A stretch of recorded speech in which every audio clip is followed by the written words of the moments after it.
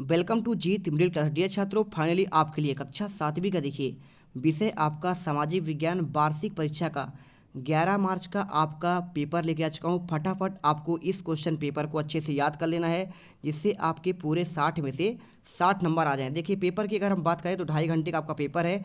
कुछ आपके देखिए इसमें बहुविकल्पी क्वेश्चन आएंगे 1 से 5 तक, और इनमें से देखिए कुछ निर्देश क्या दिया गया है कि प्रत्येक प्रश्न आपको इसमें 4 विकल्प दिए गए हैं और इनकी आपको सही विकल्प चुनकर अपने उत्तर पुस्तिका में लिखना है। और ये आपके जो सही विकल्प वाले क्वेश्चन हैं ये सभी आपके 1 अंक हैं। ठीक है, ध्यान से देखिएगा। पहला क्वेश्चन क्या दिया गया है, इसमें लिखा है सन 700 से 1750 ईस्वी के बीच हुए परिवर्तनों में नई प्रौद्योगिकी के अंतर्गत सिंचाई में उपयोग किया जाने वाला क्या था। देखिए ऑप्शन में दिया है ए नंबर में आपका नहर, दूसरा दिया है आपका तालाब, रहट, और चौथा दिया है आपका नलकूप। ठीक है, अगर देखिए आपका इसका आंसर की बात की जाए तो सन 700 से लेकर 1700 ईस्वी के बीच की बात कर रहा है। ठीक है, कौन सा आपका सिंचाई के लिए उपयोग किया गया, तो आपका इसी में राइट आंसर जो आपको करना है रहट आपका बुक के अनुसार हो जाएगा। ठीक है, सेकंड क्वेश्चन देखते हैं। आपका लिखा है चित्तौड़गढ़ किला का आपका स्थित है, क्या आपका मध्य प्रदेश में है, गुजरात में, राजस्थान में, या फिर देखिए आपका बंगाल में। तो देखिए आप जानते हैं कि चित्तौड़गढ़ आपका जो है कहाँ पे है, आपका राजस्थान में है, और आपका पाठ भी दिया हुआ है। ठीक है, चित्तौड़गढ़ के नाम से,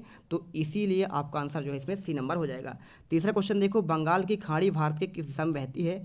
तो यहाँ पे देखिए बंगाल की खाड़ी आपका कहाँ है, ये आपका है देखिए पूर्व दिशा में है। ठीक है, तो यहाँ पे एक आपका हो गया खंबात की खाड़ी जो आपका पश्चिम दिशा में है, पूर्व में आपका यहाँ पे क्या है बंगाल की खाड़ी। तो आपको इसमें देखिए ऑप्शन में दिया है उत्तर में तो आपका हिमालय है, पूर्व में क्या हो जाएगा आपका यहाँ पे आपका हो जाएगा बंगाल खाड़ी, और दक्षिण में देखिए अगर आपसे पूछे यहाँ पे, ठीक है, तो यहाँ पे जो आपको जो है इसमें इसको छोड़ देते हैं। चलिए आंसर की अगर हम बात करें तो आपका यहाँ पे सही आंसर जो है आपका बी नंबर हो जाएगा, बंगाल की खाड़ी। ठीक है, चौथा देखिए जनसंख्या घनत्व कहलाता है, तो आपका यहाँ पे एक विशेष क्षेत्र में बसे हुए लोग, या फिर 1 वर्ग किलोमीटर में बसे हुए लोग, अधिक जनसंख्या वाले लोग, या फिर देखिए शहरी क्षेत्रों में बसे हुए लोग। तो देखिए आपका जनसंख्या घनत्व तो आपको जो कहलाता है कि 1 वर्ग किलोमीटर में, यानी जितने आपके लोग बसे होते हैं वही आपका इसका कहलाता है जनसंख्या घनत्व। ठीक है, चलिए जैसे अगर कोई आपसे पूछे कि मध्य प्रदेश की जनसंख्या घनत्व कितना है, तो आपका यहाँ पे है लगभग आपका 237 लोग रहते हैं 1 वर्ग किलोमीटर में। चलिए पांचवा देखते हैं, सार्वजनिक स्वास्थ्य सेवाओं का संचालन किया जाता है किसके लिए, निजी चिकित्सा द्वारा, महिला स्वास्थ्य सहायता समूह द्वारा, तीसरा देखिए कि ऑप्शन में क्या दिया है सरकार द्वारा, चौथा आपका लिखा है सहकारी संस्था के द्वारा। तो देखिए आपका सार्वजनिक स्वास्थ्य की बात कर रहा है, तो इनका आपको जो संचालन होता है वो आपको किया जाता है। तो देखिए आपका इसमें राइट आंसर हो जाएगा सी नंबर, सरकार के द्वारा। चलते हैं आपका देखिए 6 से आपके 10 तक क्वेश्चन इसमें आपको रिक्त स्थान देखने को मिलेंगे। निर्देश में आपको दिया है देखिए इनमें आपको एक अंक आपको यहाँ पे भी मिलेंगे।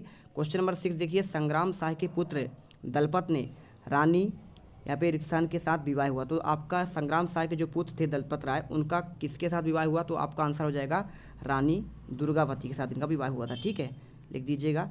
इसके बाद आपका 7वां क्वेश्चन होता है, रामानुज विष्णु भक्त डैश डैश से प्रभावित हुए। तो किन से प्रभावित हुए, तो आपको देखिए इसमें लिखा है अलवारो से। ठीक है, अलवारो आपको इसमें आंसर करना है। इसके बाद देखिए नेक्स्ट क्वेश्चन आपका दिया गया है 8वां, महासागरों एवं समुद्रों का जल क्या होता है। देखिए तो आपका यहाँ पे खारा होता है। ठीक है, लबड़ भरा होता है, क्योंकि पूरे आपके समुद्र के पानी में जो है मीठा आप पी नहीं सकते उसमें। ठीक है, तो आपको यहाँ पे आंसर खारा करना है। अगला क्वेश्चन देखिए 9 नंबर का, वे बीमारियाँ जो एक व्यक्ति से दूसरे व्यक्ति में फैलता है कौन सा बीमारी कहलाता है, तो आपका कहलाता है ये संक्रामक बीमारी। ठीक है, आंसर कर लीजिएगा। इसके बाद कॉपी पर लिखते जाइए, स्क्रीनशॉट कर लेना। और इसके बाद क्वेश्चन देखिए 10वां, डैश डैश द्वीप प्रशांत महासागर के दक्षिण में स्थित एक छोटे से द्वीपों पर समूह का आपका भाग है, ये आपको बताना है। तो कौन से द्वीप की बात कर रहा है, तो आपका आंसर यहाँ पे लिख देना है समूह द्वीप। ठीक है, चलिए इसके बाद आपका चलते हैं नेक्स्ट क्वेश्चन पर। आता है आपका 11 से लेकर आपके 16 तक क्वेश्चन अति लघुत्तरीय क्वेश्चन।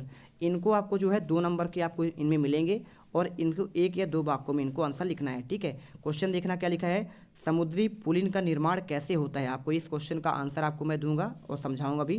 क्वेश्चन देखिए बार बार दिया है, गंगा नदी के तट पर स्थित प्रमुख शहरों के नाम लिखिए। कोई आपको 4 ही लिखना है, 2 नंबर क्वेश्चन है, आप चाहो तो इसमें देखिए 4 पूछा गया है तो आपको 4 ही लिखना है। इसके बाद देखो आपका 13वां, सहारा रेगिस्तान में पाए जाने वाले जीव जंतु के नाम पूछा गया है।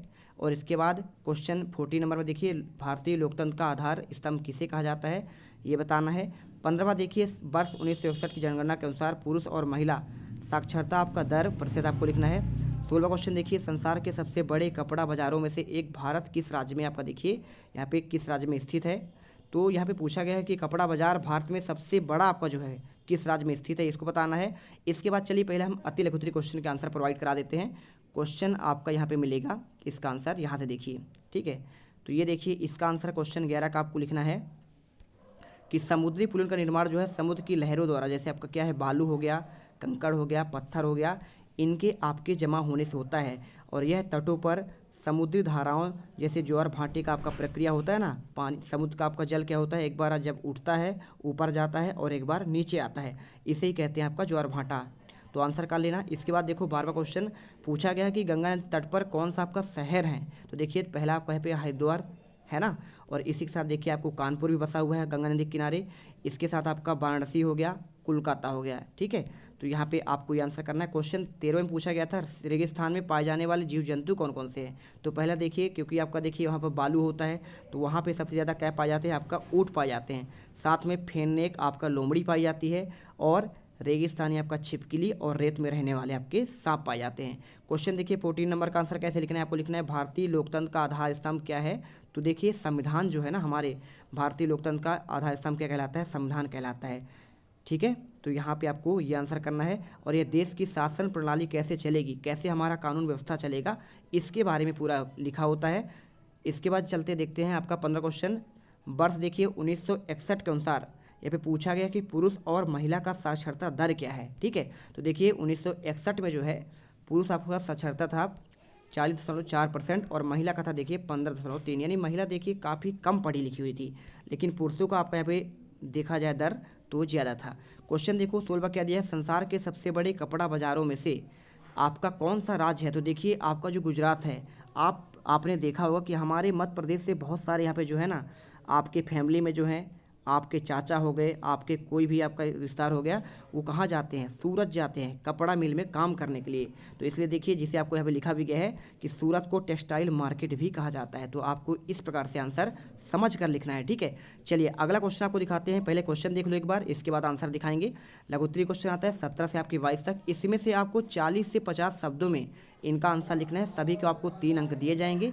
क्वेश्चन पढ़ते हैं, देखिए, अरे यार, चलिए देखते हैं। क्वेश्चन 17 लिखा है, मुगल साम्राज्य की राजस्व व्यवस्था का कोई आपको 3 विशेषता बताना है, ठीक है।